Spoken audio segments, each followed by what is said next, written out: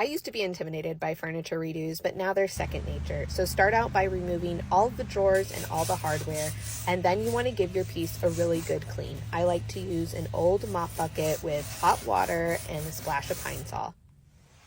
After that, it's time to scuff sand. So scuff sand just means you're going to go over it one time. I usually use about 120 to 150 grit sandpaper. If you don't have a sander, that's perfectly fine. You can do this by hand. After you're finished with that scuff sand, you want to take your rag that you use to clean the dresser and wring it out. Wring out as much of the water as you can and wipe the whole piece down to get all of that nasty leftover sawdust off of your piece. Then pull out the Kills primer because you're going to give it 2 coats of primer. Between the first and second coat, you're just going to let it dry to the touch, but after the second coat, I usually try to let it dry overnight.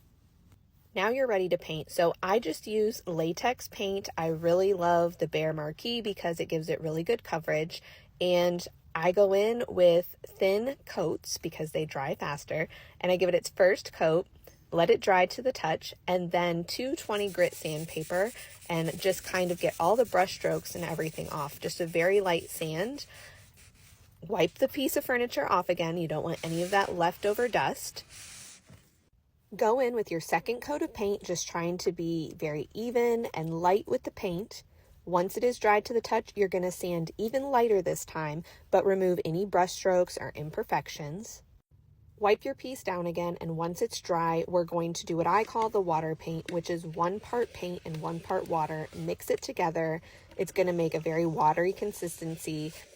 But this time we want to leave 0 brush marks and 0 texture because we're not going to sand again.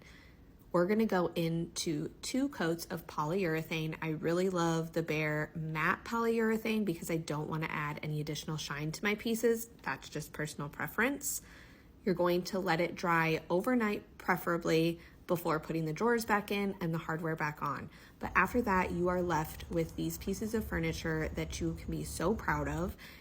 And this is a great way to transform pieces from Facebook Marketplace or even hand-me-downs from your family.